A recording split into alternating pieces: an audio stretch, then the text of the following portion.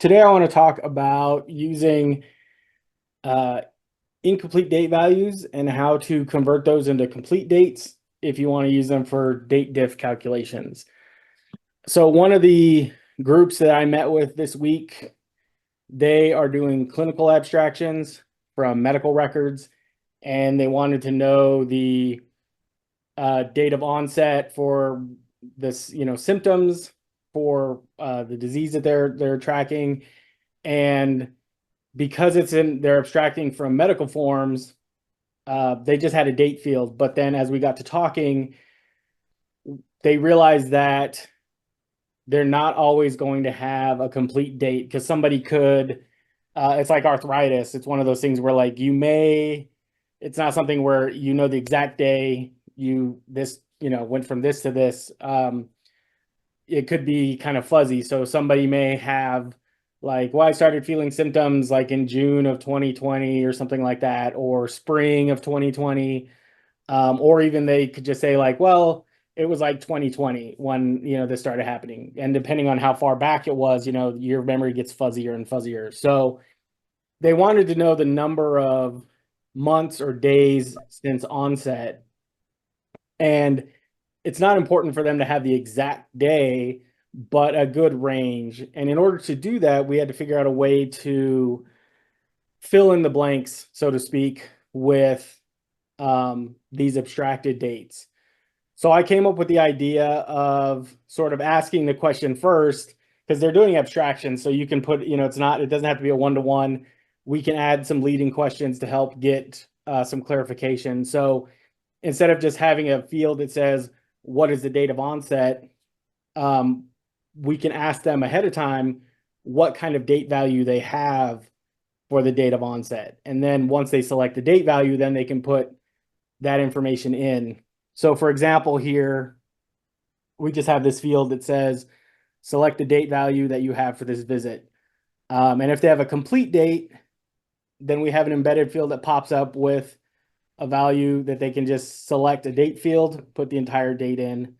If they only have the year, then we're just going to have them put the year in.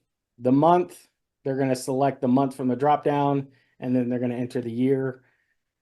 And for the season, they're going to enter just winter, spring, summer, fall, and then the date, the year.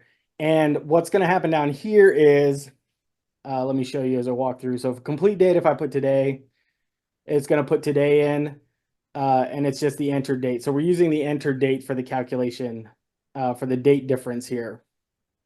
And then if I reset this and we do year only, and I just do 2020, what it's doing is it's just going to default to the first day of the year, January 1st for 2020. And then if I reset this here and we go to month, and we'll just select July or June 2020, it's going to go to the first date of that month of that year. And then for the season, it's going to go to the 21st because, winter starts December 21st and every 3 months from there. So if they select winter of 2020, it's going to go to the 21st. It's the first day of that season for that year. And then it does the calculation here. But it's a way to sort of force them to where if they have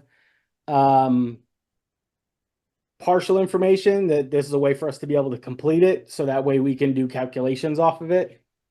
Additionally, they wanted to have something for like if you don't have the date or if somebody has like the age of onset, that kind of thing.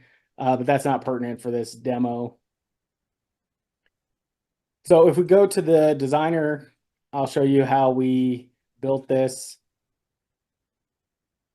So you can see here that I have these embedded fields, and being able to embed these fields is really nice. Instead of having it pop up down here as a separate field for each one of these, it really guides the user in showing them that they're expected to enter a value right there instead of having to hunt around for it. You can see that these are all embedded. They all have branching logic. So for the date complete, branching logic is that the data type here equals 1. Year only is that the data type here equals 2 for year only. For the month and the month year, it has to equal 3, and then for season and season year, it has to equal 4. So that's a way to have the branching logic show up, or toggle the visibility of the field here with the embedded fields. And it would be the same if you didn't embed them here. They would just show up on the bottom here as a separate field. So you don't have to do embedding. But the important thing here is the calc text equation that I have. And let me just put this in Visual Studio here because it's just a little easier to see. So what I'm doing is I'm nesting a bunch of if conditions, and I'm using the concatenate function to build the date string. And the field in RedCap is a date, so it's being formatted correctly as a date. And that's important when you're using the DateDiff function, because sometimes if it's a text, RedCap doesn't recognize it as a date, and you can get an error. So what I'm saying is, if the date type equals 1, which is complete year, then and the complete date complete is not blank, so it has a value, I'm just going to output that date value. I don't have to do any massaging to get it into a date value. It's a perfect date value that I can just put right in and move on. If it's just the year only, then I want to make sure that that's selected as a year and that the year has a value. And then what I'm doing is I'm just adding, I'm concatenating, I'm adding this 01-01- string substring to the year value. So I'm building that date value from those two pieces. Same thing here with month and year. So I'm just checking that the date type is 3, the month value for the date month field has a value, and the date year field has a value, and then I'm concatenating here, but now I'm putting the month, I'm grabbing the month value, adding -01-, and I'm adding the year value. And then for the season, I'm doing the same thing where it's checking that the season that's the value for the fourth option. The season has a value and the season year has a value. And then I'm concatenating and adding, instead of the first of the year, I'm adding the 21st of that month. Now, where I'm getting the months and the values here is how I set up my fields for the months in the year. And this is a good thing to think about whenever you're building things, is how are you going to use this data? And is there a way for you to kind of create a shortcut to not have to code so much?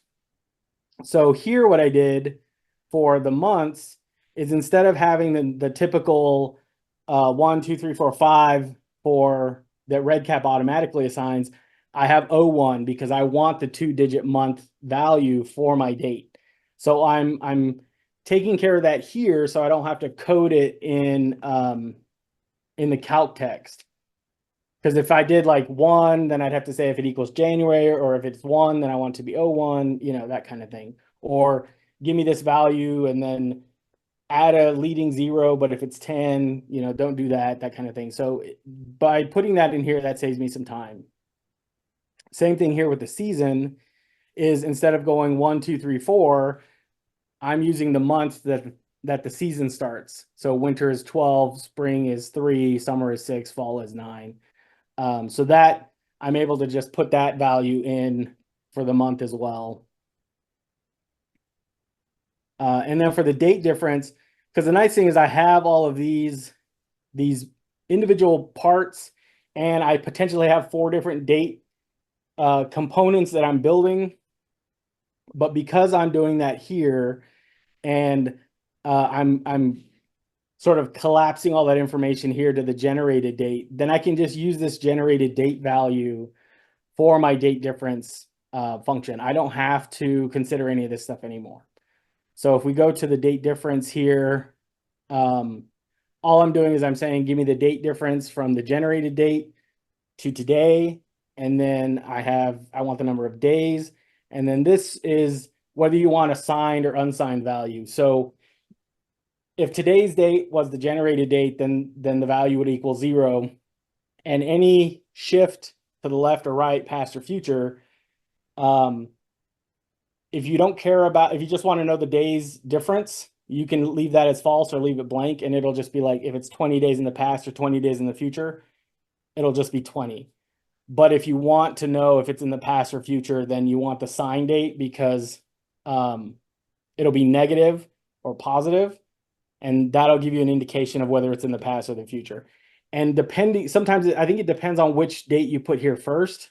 I always forget which way the timeline goes. I think negative is in the, negative is in the future, because you're days early, and then days past is positive, I think, but I can never remember. So then you'd be able to just have the generated date and the date difference. And then if you want to do months or years, you could just change the value that you're using in the DateDiff equation. Does anybody have any questions about that?